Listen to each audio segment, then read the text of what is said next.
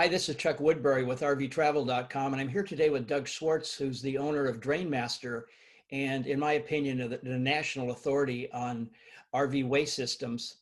Doug, quickly tell us about yourself. Well, we started Drainmaster 20 years ago. When first time we RV'd and dumped the holding tanks in an RV, I thought that's just really backwards. And so we've been on a quest ever since to make dumping holding tanks as simple as putting gas in your car. Okay, and you do have the Wastemaster. Your hose is by far the best in the industry. Yes, that's been a long trek to get it there, but it is specifically designed to do the job and last pretty much forever. And what is the actual name of that hose? What if somebody wanted to look it up?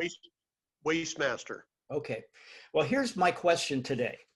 For years and years, and you and I have known each other for years, we have talked about, when we're talking about the holding tanks in RVs, we're talking about the gray water and the black water.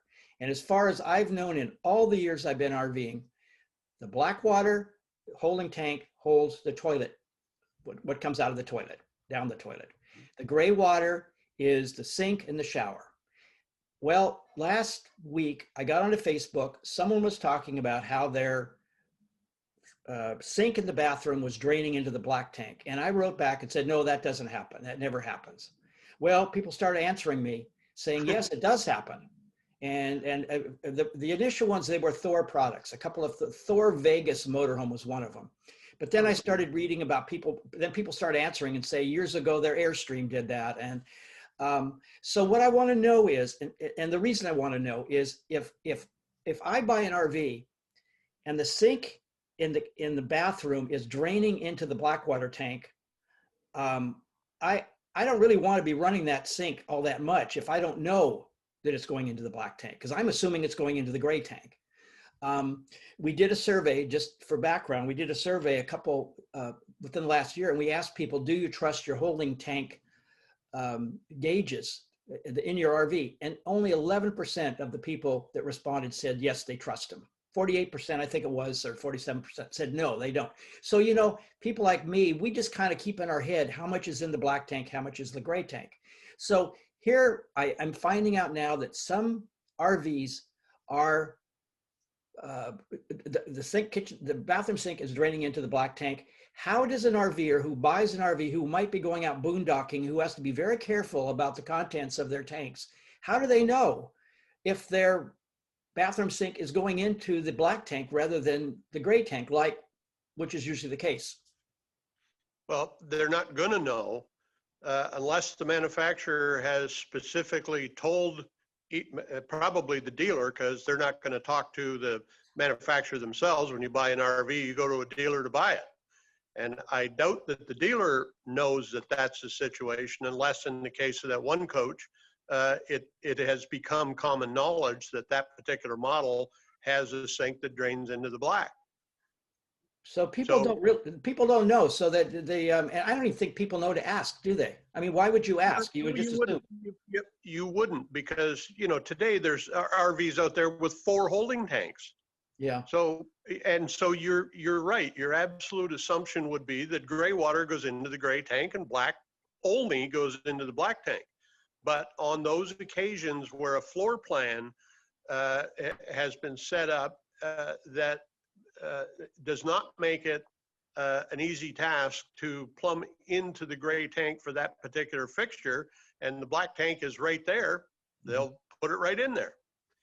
The trick is, do they tell the consumer that, and do they inform the dealers? So when you get the RV, you should know that information. I think that's very important information. Do RV manufacturers include schematics that would that you could request that would show the plumbing system? Do some, do all, do none, or how common is that? Well, the newer ones tend to have a manual that goes with them, but there's not a lot of depth with it. Yeah. So a plumbing situation like this, it's hard to say. It'd be interesting to ask your audience of people that have bought new RVs, was that information readily available in the owner's manual? It's not in mine. I know on my Winnebago motorhome. I mean, all the motorhomes I've had, I've never seen anything like that. Um, but Right. I And guess, go ahead, Doug. yeah, and it's usually, when they talk about waste tanks and how to dump them, it's really pretty rudimentary. It's not anything any kind of person that's got any experience dumping holding tanks would pay much attention to.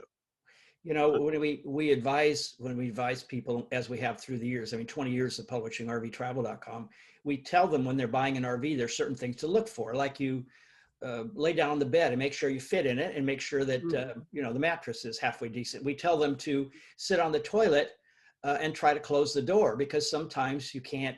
The design of the bathroom is such that you can't even close the door. I mean, silly Right. things like that. Where are the televisions in positioned so that can you sit on the couch without looking sideways and Sure. stiff neck? So is this something that that RVers we should be telling RVers to ask about this before they buy it, or is this really that big of a deal?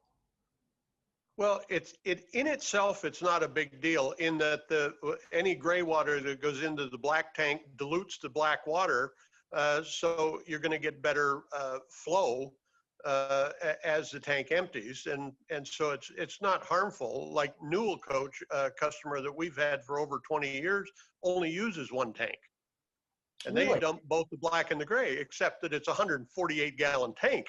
Mm. Yeah. So it's not harmful in any way, and I could make the argument that it's advantageous, Yeah. but it's not advantageous if you don't know that it's going on. So I guess that's the only real issue here, isn't it? I mean, if you should know, just so in your head, if those gauges are not really accurate, which most Most of them are.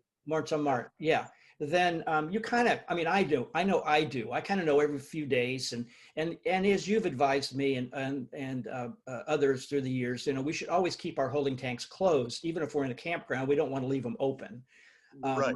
So, but I think for boondockers and people that are going to have to make a run to the dump station, then this could be more important. Well, that's than extremely important for them, because every ounce of water counts when you're boondocking, Yeah, both the fresh water and your wastewater. yeah, So they're going to be taking the blue boy or the tote tank, whatever the term for them is. They're going to be going a lot more often if their sink is draining into the black tank yeah. when they're boondocking. All right, well, hey, so it's not a big deal in itself, but it can be a big deal. So, Doesn't harm anything. It just that the consumer needs to be aware of it. yeah. Okay, Doug, well, I think that's good for now. You answered my question, so thank you very much. And one of these days I'll see you in person again. Yeah, for sure. Okay, Take take care. care. Bye-bye. Bye bye.